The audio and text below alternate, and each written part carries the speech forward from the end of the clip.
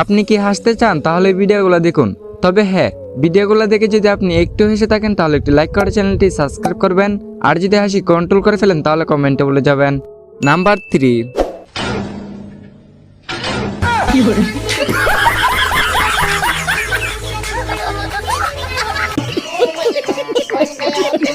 Number 2।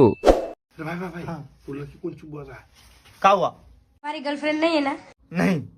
तो फिर तू ऐसी जिंदगी पर।